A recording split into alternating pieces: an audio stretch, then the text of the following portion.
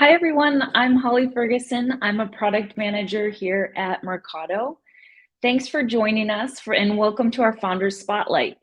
Our goal with these conversations is to showcase founders and discuss how they got their start and how they grew their business. And so today we're really excited to have Chef Molly Mitchell, founder of Rose's Fine Food and Wine in Detroit, Michigan.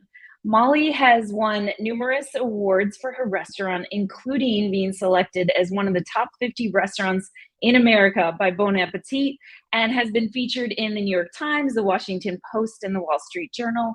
Um, she's the perfect person to share with us lessons she's learned on work-life balance and achieving a sustainable business. So thank you for joining us, Molly. Welcome. Hi, Holly. Thanks for having me. It's nice to be here. Yeah. Well, I wanted to start and ask you if you could share a little bit about your background and how you got started as a chef. Sure. Sorry, my dog just decided to come in and join us. So I started working in restaurants when I was really young. I think I was like 14 years old or something. And I was working in the front of the house, and I really enjoyed like working with customers, and I was pretty shy when I was little, so it really helped bring me out of my shell, but I always wanted to be back in the kitchen. And so I just kept looking for restaurants that would take me in the kitchen without any experience. And I finally broke through in a few places, but it was really hard. What I really wanted to do was bake, and it was really hard to find a job where I didn't have to have any experience. So I ended up going to pastry school in Chicago, and then learned, like French pastries and baking and bread and all of that. And then I was able to start baking at a restaurant in Ann Arbor, Michigan. And then, bounced around to a few places, worked at Zingerman's Deli, which is a really renowned, wonderful deli in Ann Arbor. And then actually then ended up working at Tartine in San Francisco. So in between there, I worked at a lot of different restaurants, but those were the main ones that got me going. So I just have always loved cooking, and have tried to work as many places as I can so I can learn more. And then finally opened Rose's. Yeah, amazing. Well, so what was your inspiration for starting Rose's Fine Food in Detroit? Detroit's such an amazing city. It just has so much character and has such a strong community that I knew I really wanted to open a business here. There's just so much support for small businesses here, and other people that are running small businesses are very supportive. It's like we don't have it's in a sense like things that Mercado would be doing. It's like the community here does that for people. So I actually just have always liked little diners, and I was riding around Detroit looking for a place to have coffee, and there's this really cute spot that I kept trying to go to, and it was always closed, which ended up being Rose's. So I was actually looking in the windows there one day, and the person who owned the building rode past, and they asked if I wanted to rent it. So it was a very sort of serendipitous moment. Wow. I've been to your beautiful restaurant many times, and seen it go through a lot of transitions and changes over the years. Can you share with us a little bit about how your business has changed since you opened? Yeah, it's actually changed quite a bit. We opened in 2014, and the space that we opened in, like I said, is a diner. So it was built in 1964. So it's basically just a small cinder block building with a counter and a row of stools. So we opened it as a breakfast restaurant. So we did breakfast and lunch. It was really important for me to make everything and source really well, because we have so many people grow food in the city, which I feel is very unique about Detroit, that there's so much land here that there's a lot of people actually just growing tons of great produce. And then, in Michigan at large, we have beans, we have fruit, we have honey, we've got all the great stuff here. So I really wanted to source everything really well. And then it was also really important that we paid a living wage. So like I said, I worked in back of the house mostly in restaurants. And one thing that always stood out to me is that whether you're busy or you're slow, you make the same amount of money. Whereas people in the front of the house, it's feast and famine, which also creates sort of instability in people's lives. So I wanted to create something that would be people are being paid in a team environment, and all the work that's being done there is being valued equally. So we do a tip share, which really like helps the staff like come together and work together. So yeah, that was like the main idea behind the restaurant. And I opened it initially with my cousin who left the business like a few years in. But when we opened, we kind of had a vision where she would work in the front of the house and I would be cooking, and then we'd have like a few customers an hour. And when we actually opened the doors, we were just cram packed. It was insane. So we had to hire a whole staff and like train people. And, you know, I had always been like very focused on food. So it was like such a like a learning curve to like translate your vision to other people and get people on board to make the food and present it in the way that you wanted to. So it was like pretty wild at first. And, you know, like over the years, we've like gotten a system down and like have had staff members stay for years and years, which really like helps hone in on what we're doing. So, you know, like the business has evolved like in the way that a lot of businesses evolve, where we just got more professional. We got better at what we were doing. We have like a better understanding of like what we had to do what people were demanding of us. And then the pandemic hit, which was a huge shift in our business. Well, that was actually my next question, is how did the pandemic further change your business? Well, I mean, the pandemic kind of ended the business that I had before 2020. So when it hit, we shut down initially for I guess we shut down for a couple of weeks. And then I came back to work and all of my staff had gone on unemployment. So I was just working there by myself, and I had to sort of like reimagine what I could do in the restaurant as like one person. So we had always made homemade bread. So we started doing like a bread and wine club. We were selling like a lot of birthday cakes and celebration cakes, just stuff that I could produce on my own.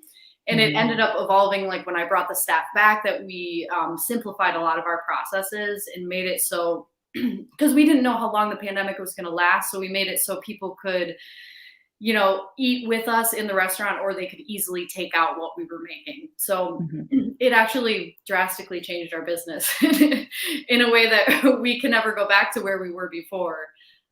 So we kind of just like distilled down what like people really were coming to us for, and what we were most proud of that we were making. And that's primarily what we do now. So we do like, we serve lunch and sandwiches and salads, and then we make a lot of celebration cakes. We're making like 200 cakes this weekend for Valentine's Day. Wow, that's a lot of cakes. A lot of cakes. And then we do our bread club and our wine club as well. So sell a lot of natural wines. Wow, that's a huge transition from a breakfast restaurant. Yes. So if we talk a little bit about finding balance, what aspects of your business did you find the most challenging at any stage of it? I think really like the most challenging thing about owning a small business is that when it comes down to it, like it's the whole enterprise is sort of on your shoulders, like your staff experience, your customer experience, what you're presenting. And, you know, I don't think anybody goes into a small business not wanting to be presenting things that they're proud of. So it's like, you have to translate that vision to other people, and also create an environment where people want to do a good job, and they want to, you know, they feel taken care of themselves. So they want to take care of the guests. But it's a very personal thing. And I think that that's like the hardest part of running a small business, is that it's really like you're putting yourself out there personally. That makes sense. Yeah. In terms of the change that your business has seen, how has that affected your ability to create a balance between your work and your personal life?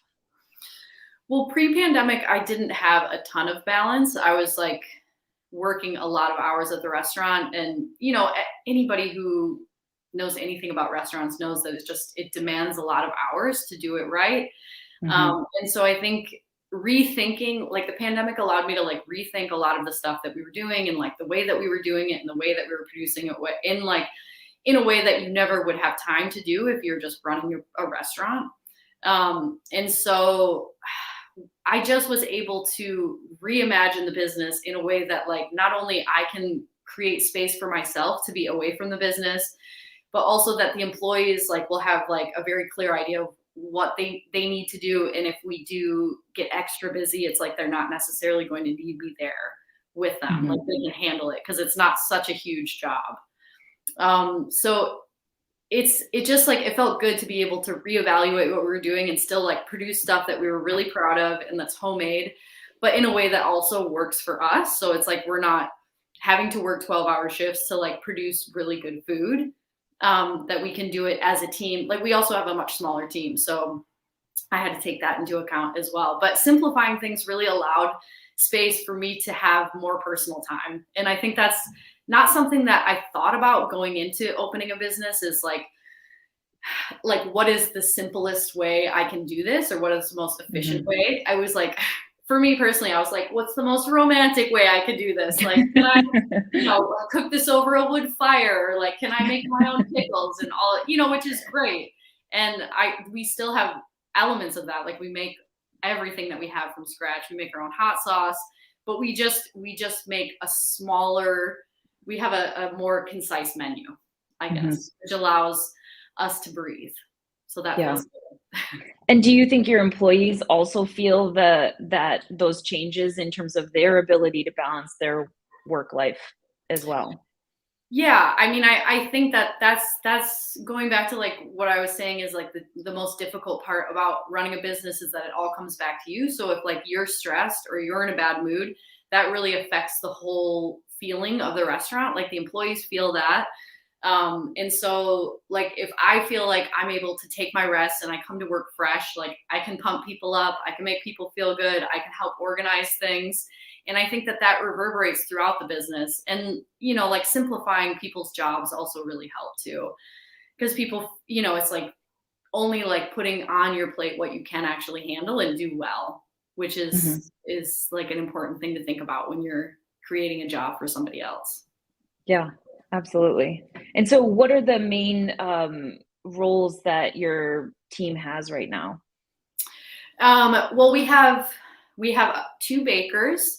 So we have a couple people that are making the cakes and the bread. And then we have 2 savory cooks. So we have people who are making paninis and salads and soups. And then I have somebody who is really knowledgeable on natural wines. And that's primarily his job, is to like bring in special wine for us and to help me like tell everybody about what we have. And then I have like a front of the house person who sort of helps organize orders that come in and makes our schedule and does stuff like that. So it's a pretty small team. And then we have like a prep guy who comes in and helps us prep things. Yeah. Cool. Yeah, it sounds really different than when I was there last, but it's been a couple of years. So, so I don't know what you're comfortable sharing, but do you have any ways that you're expanding your entrepreneurial passions that you want to tell us about? Yeah, sure. I mean, I think most entrepreneurs have like 12 things on the back burner at all time. And so similarly, I do too. I do have a few things that I'm trying to focus on right now. And one of them is really growing our cake business. So we started making these smaller cakes, which were a trend, I think in Korea, called lunchbox cakes, which are just like small individual cakes. And they have been such a hit that we're going to start marketing them for weddings. So you could get, instead of getting maybe like a huge cake, you could get a cake for the bride and groom, and then you could get all these tiny cakes that all of your guests could share, kind of like a cuter version of cupcake weddings, and that they're really cute. They're so cute. I've seen them a lot on Instagram. So, yeah, and so let me see if we have any questions. You have a really great aesthetic in both your food and website. How do you develop a cohesive style? That's a great question. That is a great question. And I think, it can be really hard, but I think the core of your aesthetic should be stuff that you're really passionate about, like stuff that you really like.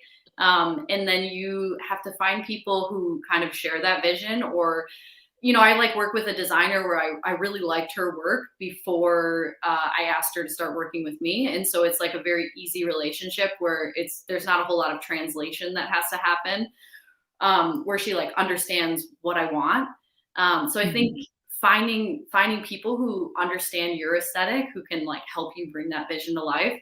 And I think it's an ever evolving thing too. It's like that's I love that aspect of the business. I love like making things attractive and good looking. So it's like I spend a lot of time on it as well. So I'm glad that Yeah. it's coming through and that it feels cohesive. But it really just comes down to like what really catches my eye and how I really want to see the business.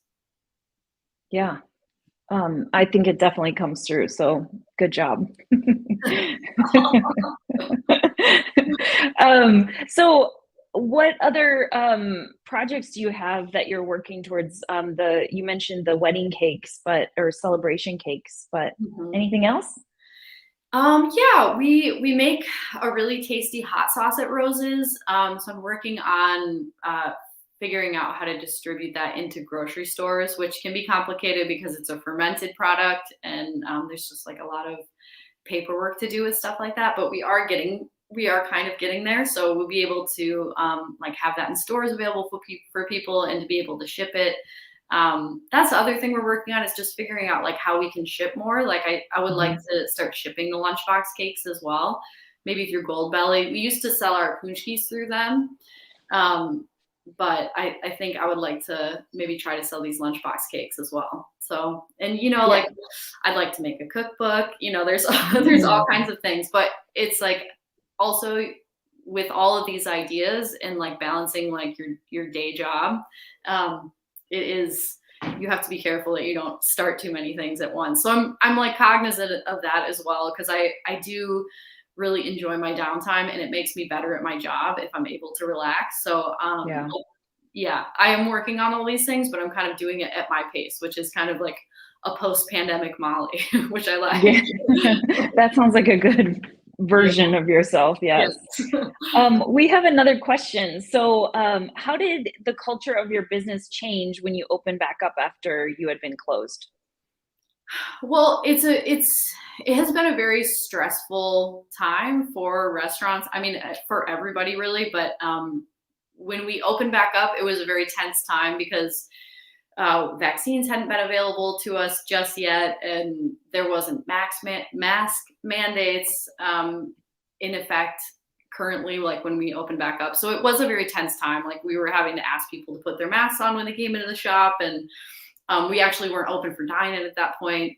But we did. I feel like the core culture of my business has stayed pretty much the same, and that kind of like centers around like giving a great experience to our guests, but really like centers around taking care of my team and like protecting the people who are working there. So I was like very careful about like, making sure that the people who were working like felt safe and felt like it was a good environment to be in because it was such a tense time.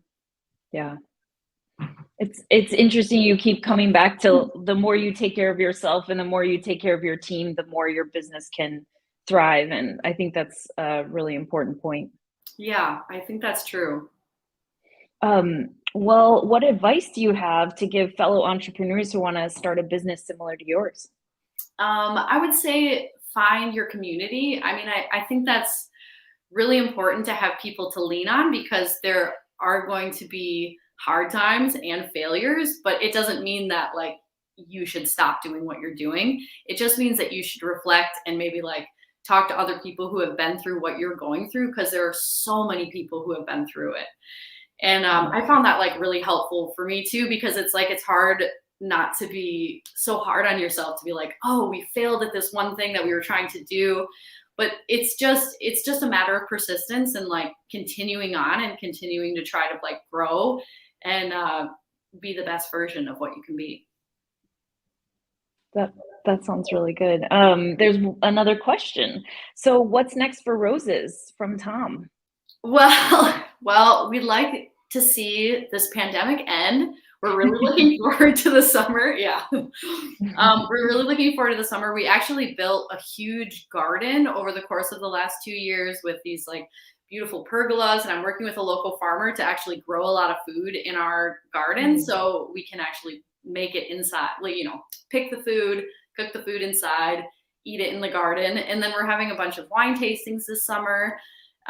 We're just generally like trying to have like a really good time this summer. So that's like the main thing that we're trying to do. After the few years that we've had, we built an outdoor bar. We're just gonna have a great time in the garden this summer.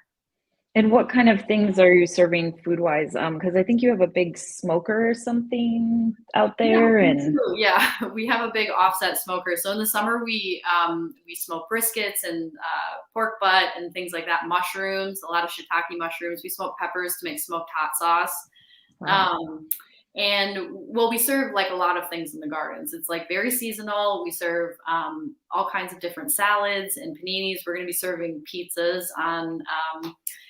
We have a little pizza oven inside, so we'll be serving pizzas. A lot of snacky food, veggies. That sounds great. Mhm. Any other things you'd like to share with us about what you think is necessary for creating balance in your business? Yeah, I mean, I think that it's an ongoing learning opportunity. I mean, it's like it's also just sometimes it's just really busy at the restaurant and I don't have balance. I mean, that's just part of owning a business is sometimes you're just not going to have balance, but it's just important to like come back to yourself and like take opportunities like when you can see that your team has it to let go and let them handle it. I think that can be a really hard thing for a lot of business owners to like let people help you. So when there are opportunities that people are helping and things are good, like you should take those opportunities to rest. And also just takes like when you are resting, like don't answer your email. Don't work, I'm like guilty of that. Is like coming home and I'll be like, oh, I got off early. And then you get caught up in emails or you're like, start scheming on something else. So it's important to actually Yeah. like rest when you have your off time too, and not just be like a low simmer of work because you're gonna come back and be tired. Yeah, that makes sense. Feel free to give us comments or questions for Molly if any of the viewers out there have anything to ask. But we have another question. How do you market your business?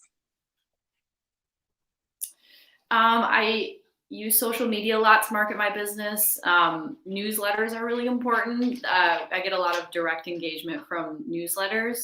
Um, and then I also market through just doing pop-ups. Those are more like local ways to get the word out. But, for my type of business, that's where I'm going to find the majority of my customers are people who are going to be living near me. So I try to do, different like special events at other places that are maybe reach a market that are not like on the east side of Detroit. So like, for example, this weekend, we're doing a Valentine's Day pop-up at this boutique where we're going to set up a table and make like a beautiful display of all of our cakes, and people can come in and like Mm, shop in the boutique, and there's going to be a florist there with bouquets and they can buy a little cake. So and I think we'll be reaching, it's in a different part of the city and probably like just a different customer base than we have, so that really helps. yeah, that sounds great. Okay, we have another question. So, I want to start a business. What is your advice for someone who doesn't know where to start? That's a good question. That is a good question. I think really you just have to do a little bit every day, like towards your goals. So just like figuring out if there's like some small task that you can accomplish that is in line with what your goal is, it's going to help you in the long run. And if you have like a 5-day work week and you do a small task that is like pushing you towards your goal, that's like that really adds up. All of those small things add up. And I think sometimes they're more important than like the big moments, like the moment you sign your lease or like the moment you like debut your website. But it's really like owning a small business is like being really good at getting all of the little tiny things done. And so if you can just Yeah. start doing that, you're eventually just going to get to the point where you open your business because you will have like tied up all these little bows along the way. Oh, I love that. Did you always know you wanted to have your own business? I think I did and I didn't. I've like always like started small businesses like I sell like cakes at a farmer's market, or I would like, make and sell things to my friends. But my parents are also entrepreneurs, so it was like a model that seemed very natural to me. But no, I guess I didn't fully realize that I would end up having a small business. Like maybe if I really thought about it, it would have been my logical step, but I've like pursued lots of jobs as well, because I really love working with other people. One hard thing about working, sorry, one hard thing about owning your small business is sometimes you can get in kind of an echo chamber with yourself. So that's why I said it's important to like make sure you find other business owners, other people that are in your field that you can talk to. Yeah, I think that's really important, and that is it's a lonely place to be, to just never have anyone to bounce ideas off of and whatnot. Yes. So definitely creating community is really important. Mm-hmm. Well, anything else you'd like to share with us? Yeah, I'm just really happy to be here with you. It was nice talking with you, and I'm excited that Mercado is launching, and you're going to be supporting all these small businesses. It's like a really vulnerable state to be in when you're getting something started. So it's really awesome to have people that are there to support you and guide you along the way. Yeah, I agree. And I think the idea with this conversation is that we want to support small businesses. We want to support you. And so my last question is, if I live in California and you don't ship food, what can I buy from you if I want to support your business? Well, we are coming out with some amazing Punchki t-shirts in the next couple I of love weeks. Punchkis. So. Yeah. So these shirts, they're designed by Max McCrane, who does a lot of my artwork for my website and Instagram. And she made this really cool Punchki tee. We're going to do one every year. So this is the second vintage of the Punchki tee. And it's just like, it's a couple hands with a giant crazy Punchki. It's a very cute drawing. You'll see it on our Instagram maybe in 2 weeks. But being from Michigan, I know what a Punchki is, but I'm not sure everyone does. Can you tell us what that is? Oh, sure. A Punchki is basically a Polish jelly donut. So there is a holiday in Poland called Punchki Day, where everybody eats a lot of donuts. It correlates with Fat Tuesday here, so it's like a religious holiday, but we just mostly just take the donut part, and then we eat a bunch of donuts. My grandpa was Polish, and he would bring Punchkis from Hamtramck, which is actually a city within the city of Detroit, which had a huge Polish population back in the day. And he would bring us Punchkis every year. So we just like carry on the tradition. We make new flavors. They're sort of like a chewier, denser donut. They're definitely very rich, very good. You only want to eat them once a year, but then you think about them the rest of the year. How many do you think you'll make this year? Well, this year we're in the spirit of balance. We're making a lot less. Like I had mentioned in the past, we had shipped them everywhere with Gold Belly. So we made thousands of them. And this year we're just making them for Detroit proper. We're not doing any pre-order. So it's all first come, first serve. So I think we're only going to make about 500 of them. So it'll just be like a fun little day. People can come. That sounds awesome. Well, I'll definitely buy a t-shirt. Have mimosas. Yeah. Thanks. Thank you so much for talking to us and sharing us with us about your experience and how you've grown your business. Everybody can check out your business at rosesfinefood.com, and you can follow her on social, which is Roses Fine Food and Wine on Instagram, right? Yes, yeah. Okay, good. Yeah, and yeah, and then feel free to on YouTube, you can follow our channel, and that would be really helpful for us too. So thank you so much for being part of this. We really appreciate talking to you. Thank you so much. I had fun. Yeah, me too. Thanks, Molly. Thanks. Bye.